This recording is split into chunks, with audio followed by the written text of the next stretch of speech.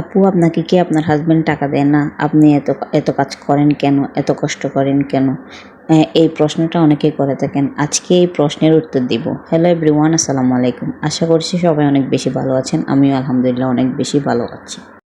আমার এই কাজগুলো, আমি যা যা কাজ করি সবগুলাই হচ্ছে আমার শখের বসে করা। আমি কোনো ইনকামের জন্য করি না। যখন আমি এসএসসি পাস করি তখন মানে ফ্রি টাইম বসেছিলাম।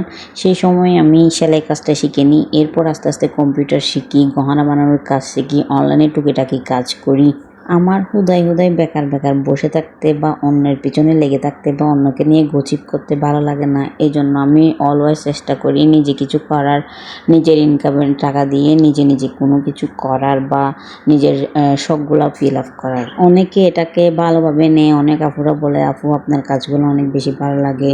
আবার অনেকে বলে, ওর থেকে এগুলা কেন করে খাইতে হচ্ছে, ওর জামাই কি ওকে টাকা দেয় না, বা এক্সট্রা আরও অনেক কিছু। কিন্তু এগুলো আমার কোনো দিন এগুলো আমি আমার মাথায় রাখি। যেমন ধরেন, কয়েকদিন আগে থেকে আমি থ্রি পিসের বিজনেস শুরু করেছি। অনেকে অর্ডার দিচ্ছেন, বাঁশখালী প্রায় জায়গা থেকে আমার থ্রি পিসের অর্ডার আসতেছে। আবার অনেকে অর্ডার করে আমাকে সেলাই করতেও দিয়ে দিচ্ছে। আমার সার্থকতা হচ্ছে যখন কোনো আপু আমাকে ইনবক্সে আসি বলে, আপু আপনার কাজগুলো আমার অনেক ভালো লাগে, আমিও করতে চাই, আমিও নিজে স্বাবলম্বী হতে চাই।